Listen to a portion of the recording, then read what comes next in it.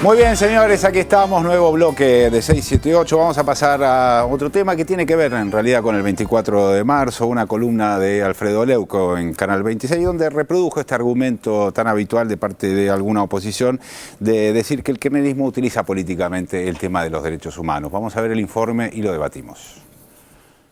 El opositor Leuco frivoliza los derechos humanos. 678 y el archivo demoledor.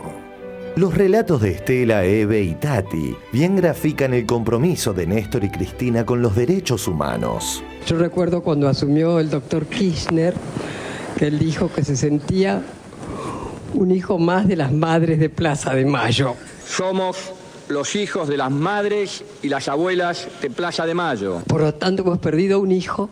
Yo había hecho muy mala propaganda, decía que Menem, Duhalde y él eran la misma mierda. Y cuando gana, mi mamá me llama, que tenía 90 años, y me dice: hija, tenerle paciencia que este hombre tiene pasta. Y yo me quedé helada. Y fui y le pedí perdón, le dije: perdón, doctor Kirchner, pero hice una muy mala propaganda de usted. Dije: usted era la misma mierda, y veo que no, que es diferente, que es un tipo serio, honesto, honrado, que está haciendo cosas muy fuertes. Y quiero, delante de la prensa, pedirle disculpas. Y desde ahí nació una amistad, un cariño, no sé, teníamos como un feeling, ¿no? Hoy un poquito marchamos con un cartel que decía: él ya está con nuestros 30.000 y las abuelas lo extrañamos. Lo estamos extrañando. Y el dolor transformado en lucha es lo que nos va a hacer seguir. Néstor es un hijo. Provocativamente, el empleado de las corporaciones, Alfredo Leuco, lanzó un torpe desafío, como si los derechos humanos fueran un juego de Marley. La presidenta de la Nación, Cristina Fernández de Kirchner, defendió a los integrantes de la joven agrupación La Cámpora, a los jóvenes que estudian periodismo y que simpatizan con el kirchnerismo, a los periodistas que son kirchneristas. Yo les recomendaría un trabajo práctico, una suerte de investigación respecto de cuál ha sido el rol de Cristina y Néstor Kirchner durante la dictadura en general. ¿Conoce usted alguna declaración, una pido nomás, de Cristina y Néstor Kirchner en contra de la dictadura militar y en contra de Jorge Videla? Yo diría hasta bastante entrada a la democracia, hasta 1985. Una pido, una declaración. Compañeras y compañeros, habla el presidente del Ateneo, el compañero Néstor Carlos Kirchner. Nosotros, compañeros, siempre repudiamos a la dictadura militar.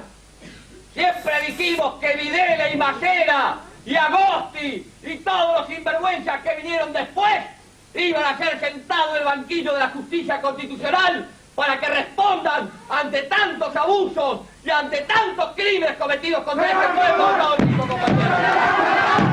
¿Alguna declaración de Cristina y Néstor Kirchner en contra de la dictadura militar y en contra de Jorge Videla? Yo diría hasta bastante entrada a la democracia, hasta 1985. Una pido, una declaración. Termina de desmoronar al opositor Leuco una anécdota que cuenta Javier Calamaro sobre su hermana. Contame cómo eras de pibe, cómo era tu casa con Andrés. Mi casa era muy artística. Andrés y yo no éramos los únicos dos. Somos los dos hermanos menores de 4. El primero es mi hermana Eve, que es 20 y pico de años mayor que nosotros, mucho mayor, folclorista ella en los años 70, y con problemas de ideologías, ¿no? O sea, tuvo que exiliarse del país antes del golpe de Estado, porque era montonera y estaba con un grupo de folcloristas montoneros y eran muy buenos, tenían discos grabados, hacían giras, y cuando iban a la Patagonia, el roadie, el asistente promotor de los shows se llamaba Néstor Kirchner. Tiene una historia muy interesante que incluye hasta eso como una anécdota.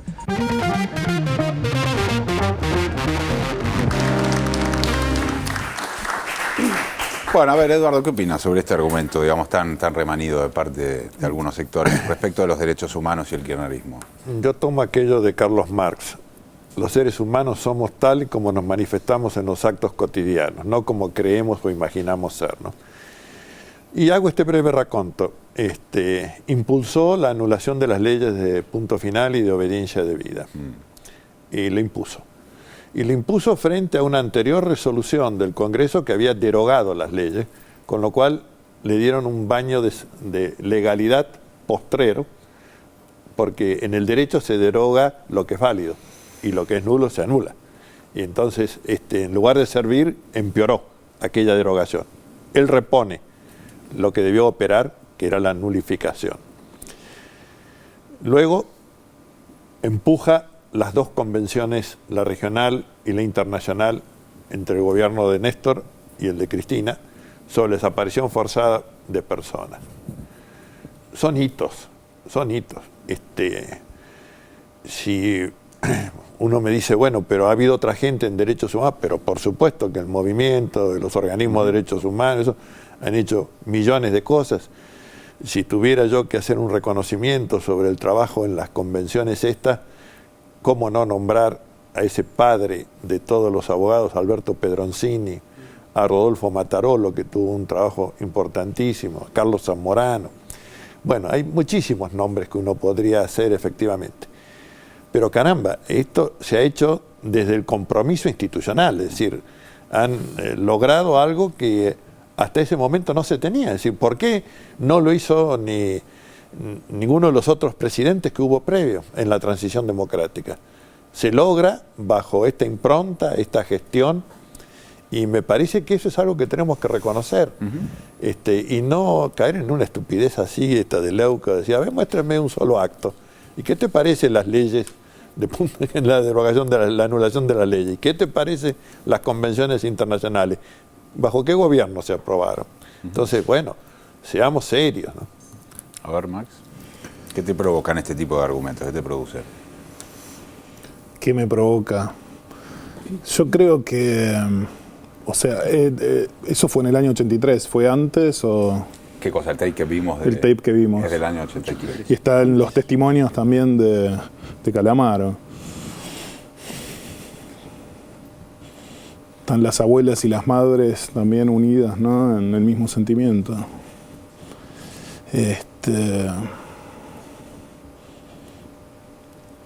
Pareciera ser que la gente que está realmente comprometida con el tema de derechos humanos a lo largo de la historia argentina... Es que se use políticamente eso para mí no está mal, porque es algo honesto, o sea, es algo que pasó.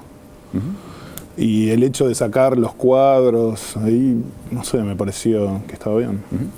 A ver, Moca. A mí me parece que en la intervención de Leuco, como en muchas otras, no me quiero hacer especial énfasis en Leuco, hay un desconocimiento de lo que es la política, hay una profunda incultura política, porque la política está conformada por convicciones, por programas, por promesas, por conflictos, pero también la política, su núcleo, lo que la distingue de cualquier otra actividad es el tema del poder. Entonces yo creo que cuando se haga, ahora mismo, pero mucho más con el paso del tiempo, cuando se haga una historia política del país, no de los sentimientos antidictatoriales, no de las proclamas de justicia, no de las demandas de verdad, cuando se hable de la política de derechos humanos, los nombres de Néstor y Cristina Kirchner son... no se puede dudar. Entonces, y la incultura política pasa, por ejemplo, por decir, pero Kirchner se alía con gobernadores que no tienen los mismos principios y utiliza relaciones con el mundo sindical. La política, la lucha por el poder, sin alianzas y sin poner el cuerpo en el conflicto, te quedas en buenos programas, que hay programas políticos que fueron mucho mejor que el de Néstor en el 2003. Yo concuerdo con eso. Pero la ley de punto final se derogó en este proceso y la memoria de la justicia y la verdad se está haciendo ahora. ¿Cintia? No, y estoy pensando que, digamos, los hechos son contundentes y la historia va a contar estos últimos 8 años como el de mayor avance en materia de derechos humanos y enjuiciamientos por delitos de lesa humanidad. Pero Néstor Kirchner hizo algo fundamental, pidió perdón en nombre del Estado. En nombre del Estado argentino pidió perdón cuando tuvo la posibilidad de hacerlo. Y además uno ve dónde se posicionan los referentes de los derechos humanos.